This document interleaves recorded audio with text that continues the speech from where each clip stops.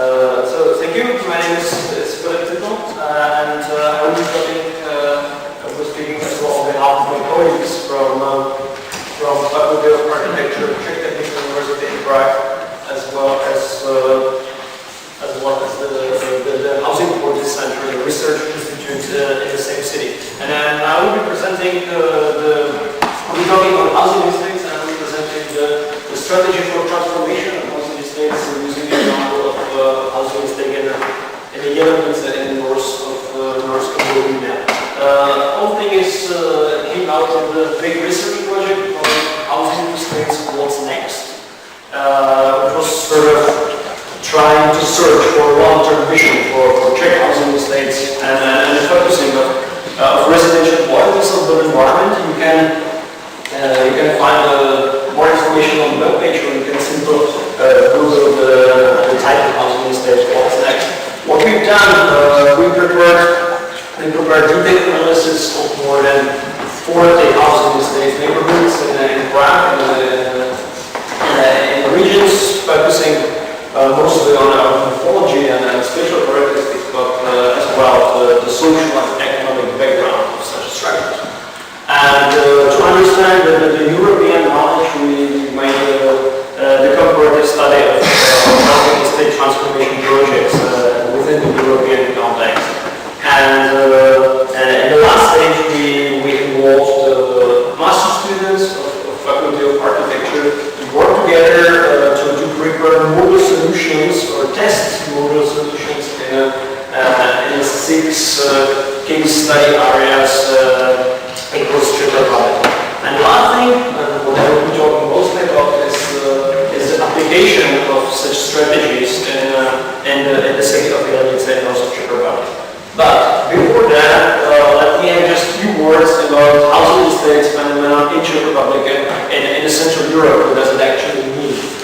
Just to understand the terminology of the word, what we perceive as a housing estate is something just merged of two aspects. First is the modernistic morphology, the modernistic concept, merged together with the industrialization of building process, so the mass production of housing. So in the end, you can see the image of the typical housing estate neighborhood in Prague.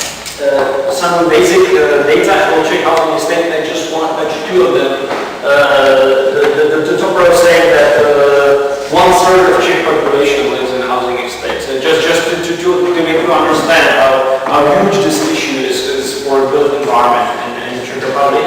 And the last one, that despite if you look at the figures and the precise statistic figures, that you will find that the neighborhoods are in a very slow social decline.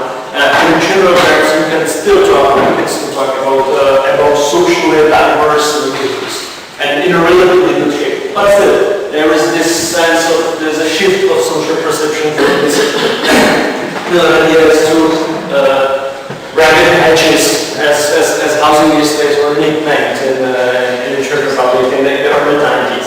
So to summarize, there is no need for immediate action, but there is a strong need for a long-term strategy to deal with housing estate and its residential attractiveness.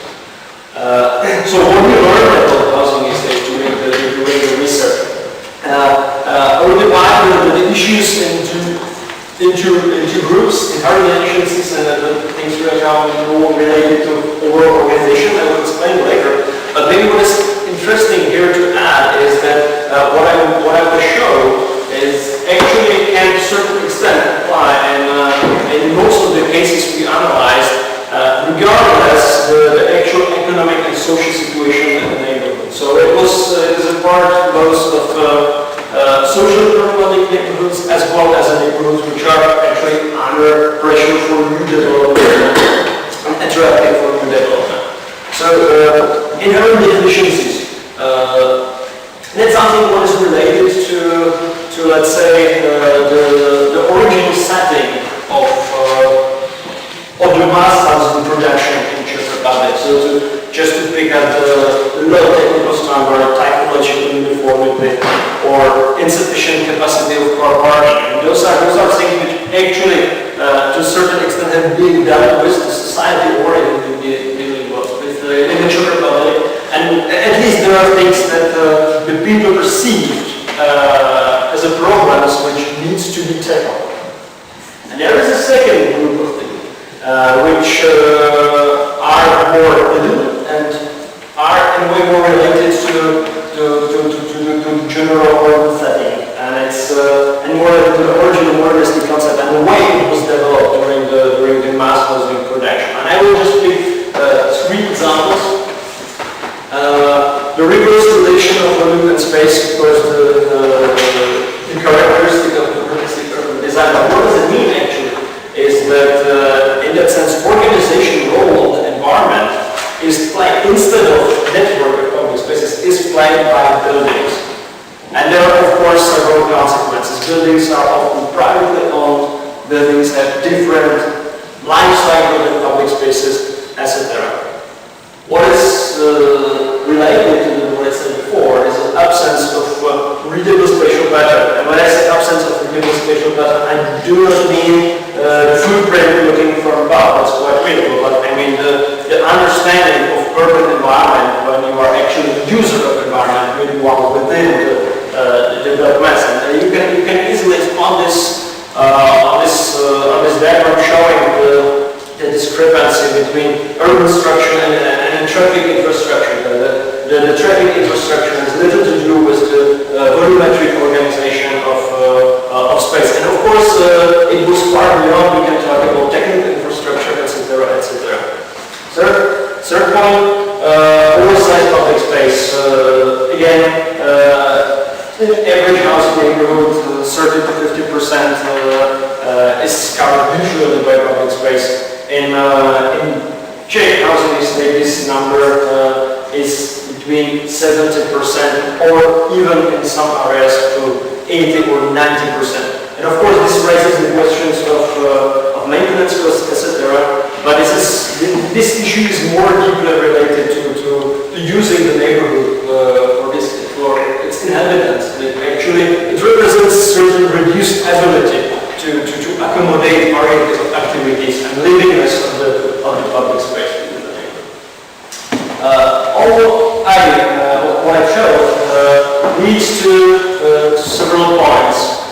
First of all, it's let's say a lack of absorption capacity to be able to accommodate changes when to be able to adapt to new conditions as a neighborhood. And what I want to talk more about is the reduced legibility of the built environment. And of course, I don't mean only the spatial meaning of legibility. I mean as well the social part. So sort of lack of inhabitants' identification with its surroundings. And maybe most importantly and most surprisingly is a complicated administration and management of the area. Because in such a setting, it means that every simple task in the environment becomes, in a way, a highly conceptual task and difficult to be perceived. It leads altogether to overall fragility of housing estate territories. And we can see it in Czech Republic, even where you have areas where there is no social problem, even they are in good economic shape, and they are under the pressure from new development. You can see the areas which are turned apart by new development because of this paralysis of spatial management or organization of such areas. It's unintuitive management. So, what to do? Just to briefly introduce the site of the case study. It's in this bird view. You can see the locality. It's 2,000 inhabitants, 12 hectares, 10,000 inhabitants city in the north of Czech Republic. A little bit small area. It was good to be able to test it. What we developed in the project. I don't have time to show you the whole story, and of course we tackle a lot of local issues during the process. But I will just focus focus more on the things which can be in a way generalized to the topic of housing estates in general.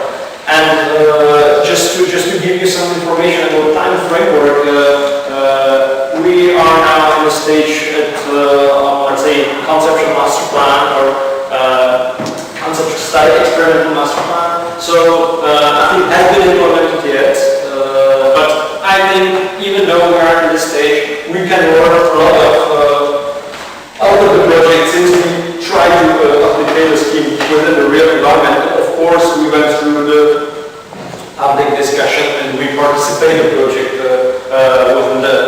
the local inhabitants.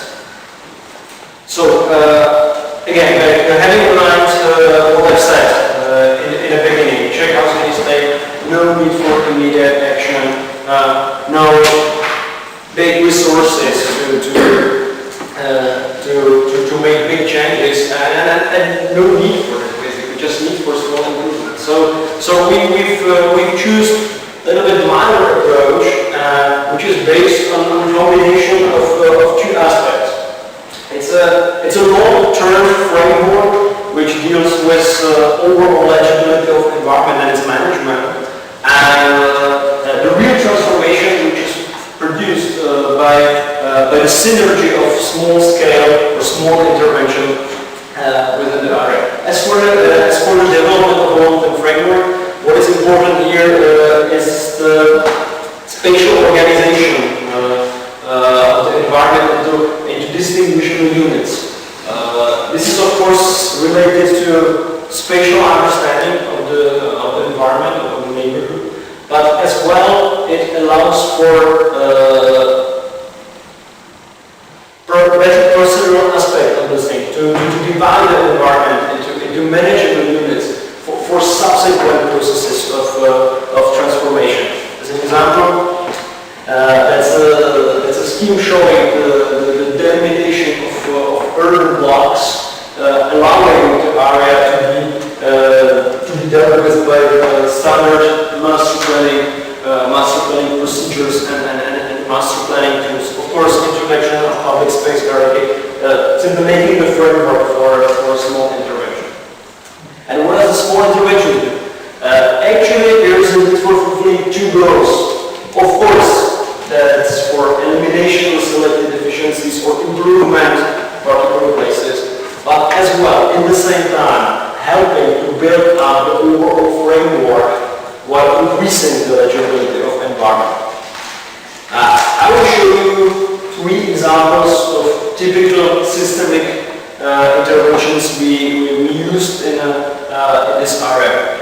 First of all, articulation of key public spaces. Very important task regarding the identity of the place and as well public responsibility of the municipality. So enhancing the identity, adding the spaces which are actually perceived as real public spaces with certain content or certain behavior you can do it in such spaces. And because this is a real project and images were produced for public discussion, so I can in every case I can provide you with a small spatial impression of what does it mean actually in the real side. Second point, configuration of interfaces between blocks and streets. This is something which can, or which is supposed to add some program which is necessary for, which is missing in the neighborhood. So in that case, there was some amenities, but as well parking, or by using simple private gardens, we are able to achieve some living interface between public space and private space. And of course, at the same time, this is a tool how to make legible environment, how to arrange the public space in a way that you can arrange and you understand the way it works. Again, spatial impression of what can be achieved. What is really interesting, this is a typical setting of Central European housing estate, and this can be reproduced really in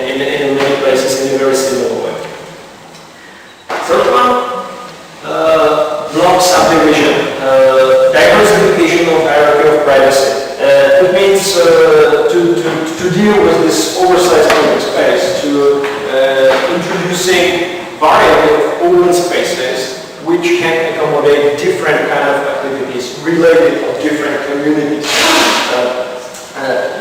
Just small evaluation. This is the diagram usually called social turn camera, showing the hierarchy of privacy. So you can see the red color from the dark red is a private space, semi-private space, semi-public space. Light pink represents a public space. That's the state before and after the negotiation with the inhabitants of this particular block. Again, an image what can be done, how it can look like. To conclude, what we actually learned from this process, or what can be learned from this process. And I prepared for you 4 points, and I hope I will be addressing the whole Central European context of this meeting. First one, as I already mentioned, and as I already talked about, this housing estate represents an unintuitive area for spatial management, and therefore it represents fragile territories. And in comparison with traditional neighborhoods, it requires more persistent use of detailed planning tools. That's very important. I used to explain this using this something I call empty lot issue. If you go to a traditional neighborhood or average housing neighborhood and ask the people on the street, are you able to define empty lot? And everyone say yes, of course, this is an empty lot, there is a missing building, and this is a public space, this is a park, it cannot be, you cannot build there. If you go to housing estate and you ask 2 professionals, 2 architects, 2 urban designers, you will very likely get 2 different answers where the empty lots are, and they will argue for a long time, studying the original plans, and it will be very difficult to come to the solution. That explains why there is a much stronger need to get the consensus of local community, of the future development, and why it is very important to set the framework by more detailed planning tools than in other type of neighborhoods. Second one, housing estate transformation represents highly complex task that requires operation on many scales. As I illustrated, the missing subdivision into blocks, lots, etc. means that by such a process, you need to always work in the different scales, starting with a building or even the dwelling unit, ranging to the neighborhood or even much larger area, considering that they are quite big housing estate. Of course, this section demands high level of local actors' involvement, and it needs to go beyond traditional planning instruments. Third one, the most positive one actually finding, what I can tell you, is that this case study and the model solution we produced actually show that by using relatively mild but strategic intervention, which deals mostly with party reorganization, a significant redefinition of overall legibility can be achieved. So it means with very gentle solution with relatively low budget, you can get very surprisingly interesting changes and results. And that's very promising. But what we learned as well, and of course we were dealing with a small neighborhood, small number of inhabitants. But because this complexity of the issue and the higher demand on management capacity, we learned, or we believe, that for broader application of these transformation strategies, the support of central authorities is needed regarding both financial and legislative tools. So, thank you very much.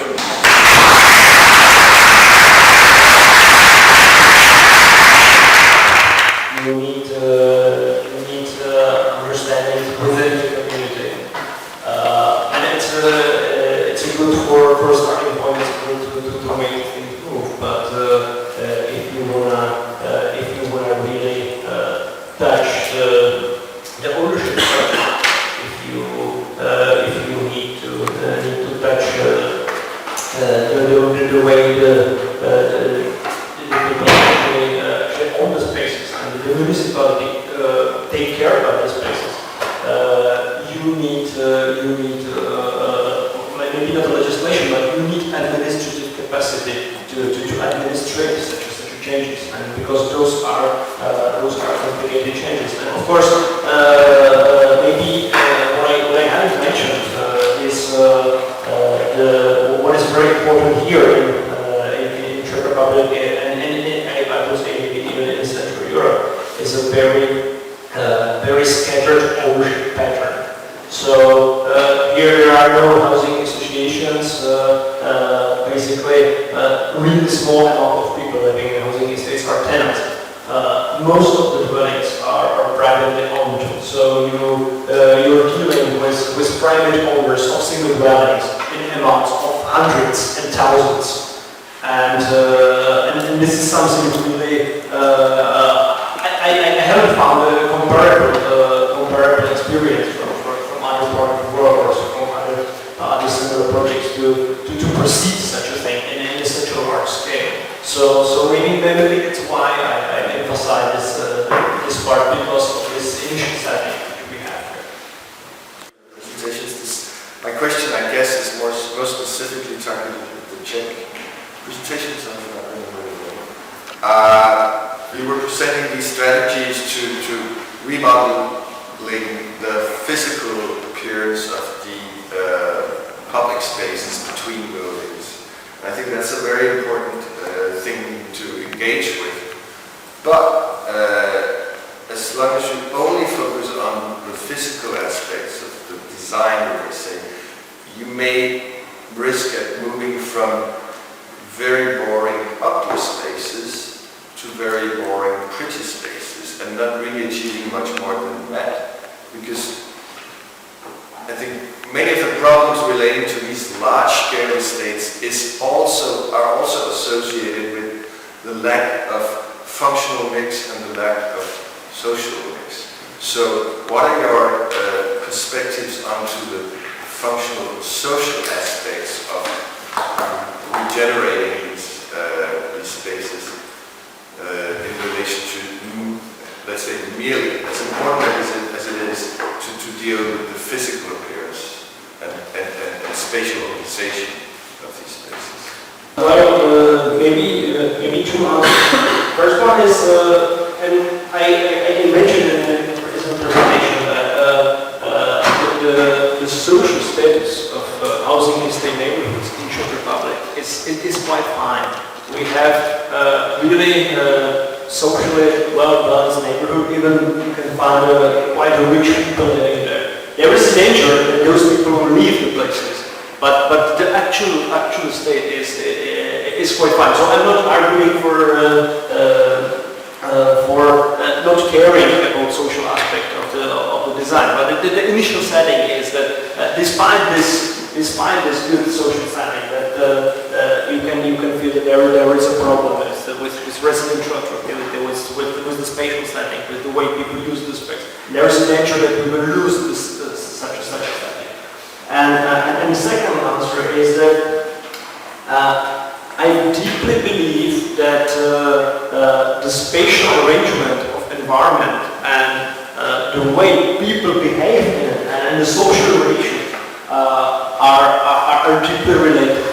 And the images I was showing, I tried not to talk about appearance of what we design or how does it look like.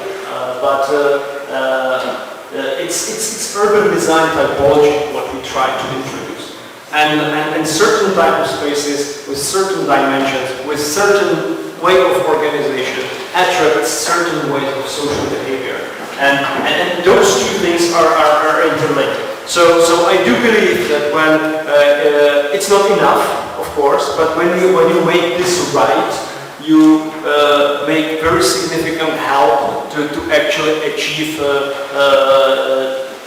more quality of living in terms of social